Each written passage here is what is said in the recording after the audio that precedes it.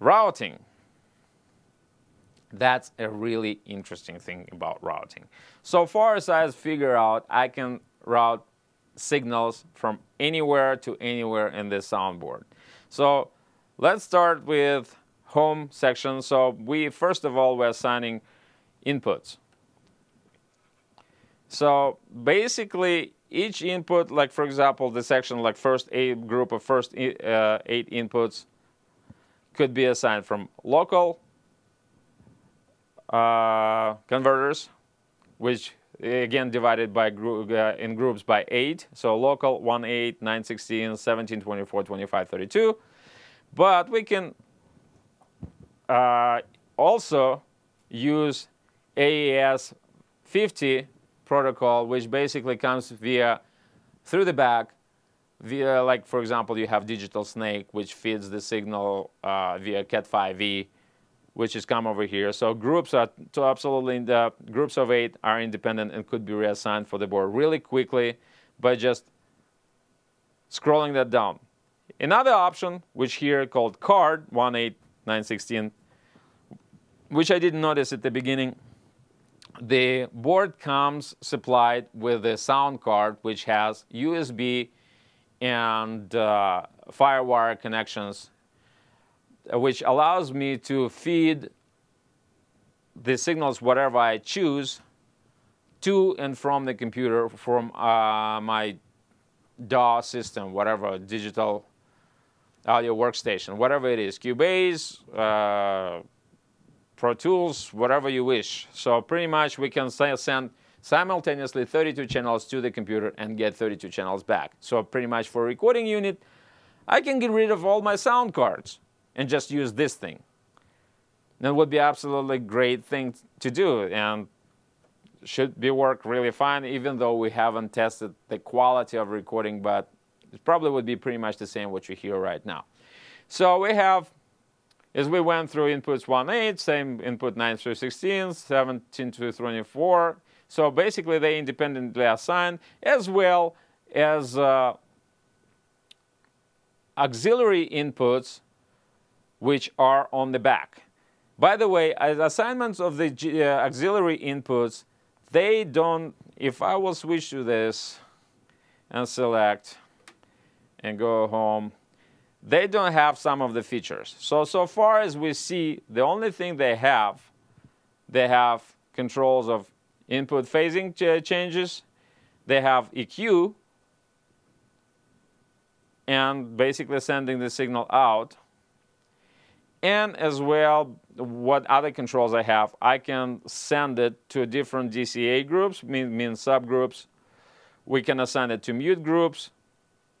And pretty much here we can assign which channel works for auxiliary inputs 1, 2, 3, whatever.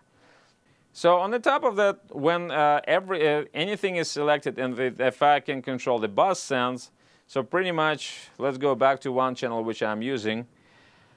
The bus sense indication shows on home screen as well. So if I'm adding that to bus 1, so we can see how much mix, how much sense, graphical representation, the levels, how much I have sounding to the buses. So which is really good to go, so I don't have to jump through the menus. So going back to routing, this is assignment of the inputs. Next, assignment of the outputs.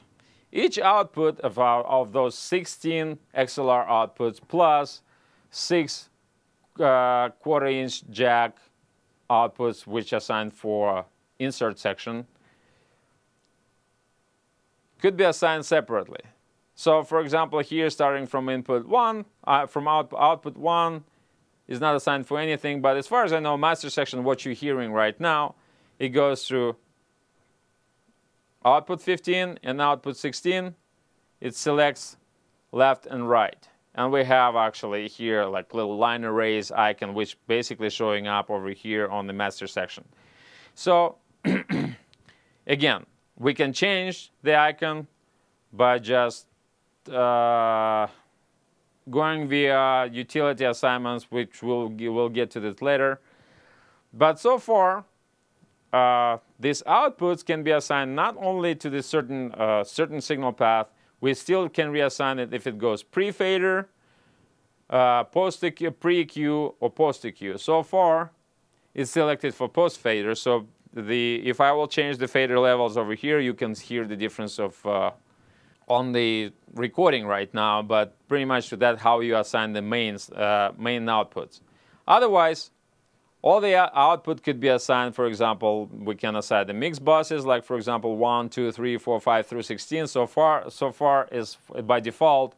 Each bus output, bus send goes, take the output through those XLR outputs which we have on the soundboard. The thing is, it allows us to do some shortcuts as well. So if we select this one, direct outs, direct monitor. So each output can be, the feed for each output can be taken from anywhere in the board, even starting from direct input from each channel, whatever I decide to, or going from post fader to the master fader. So they will work. Here in this section, we can actually designate the auxiliary outputs as of right now. So far, I send to auxiliary outputs, I send my controls, which comes from the matrix, just to control the monitors in the studio. So first two control, and I link them together. First two control the one, like this Yamaha's over here. Second, control this two KRKs. It's basically 3, 4, and 5 controls my subwoofer. So which absolutely great. And another good thing for that, I can select this channel and adjust the EQ out there. So or dynamics, whatever I prefer. So for example, if I don't want to give my EQ all the entire range, here we go. I cut the high end, and we're good to go. So the good quality about this EQ is actually for these matrix outputs. This is not like input channels, which has 4 parametrics of bands. This one has 6 parametric bands. So pretty much you can do whatever you wish. There is another good feature. You can still use insert in here, which I will show later, and assign one of the effect processors which built inside of the board, where graphic EQ is included as well. 31 band graphic EQs. You don't like parametrics, you can use graphic EQs and adjust your frequencies any way you want. So how about throwing away the speaker management system and just use this board? I think that would work absolutely great for you, because you have such a versatility and you can control everything from this soundboard. Going back to routing, so P16. P16, it's an interesting thing. That's a protocol which they introduced to use their PowerPlay series of devices which designed for monitoring. So I have 2 examples of them here, to which we return a little later.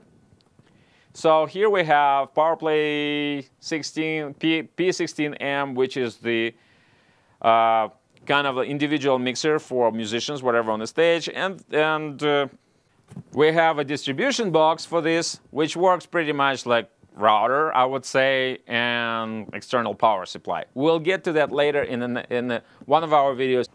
So basically the good part of it, via Cat5e cable, you can run 16 independent audio signals to these little mixers, where each musician can make its own mix, whatever they like to do. The good thing of this too, as well, that here I can assign which input goes to which input of the PowerPlay system. So for example,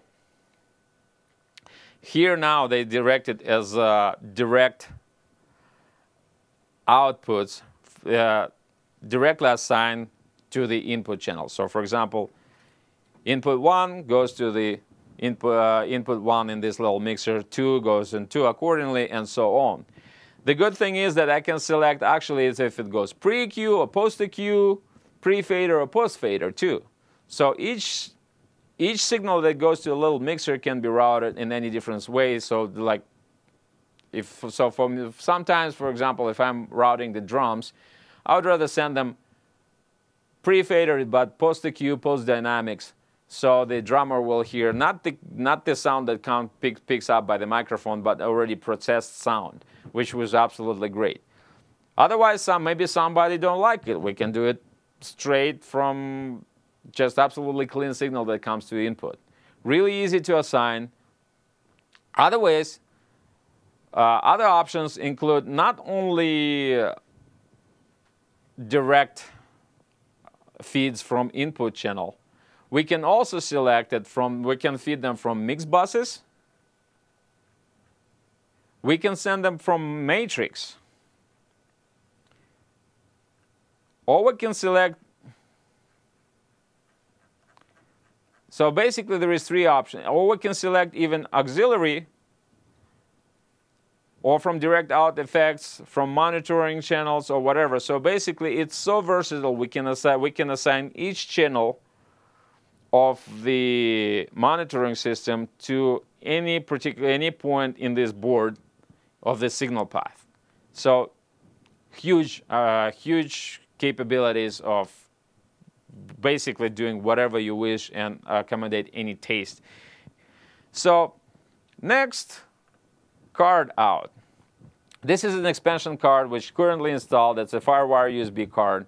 And again, here we can feed the card output from local channels, whatever we do, or to AES-50, or to back making a loop from from the feed from the computer, or from any of the from the groups of P16, basically from a power play. So, for example, if you want to record whatever whatever monitoring system they have out, the signals or whatever, or we can control auxiliary or monitor sense as well. So pretty much the variety is pretty much endless. So we have, again, in groups of 8, all 32 channels are divided, so we can select different things.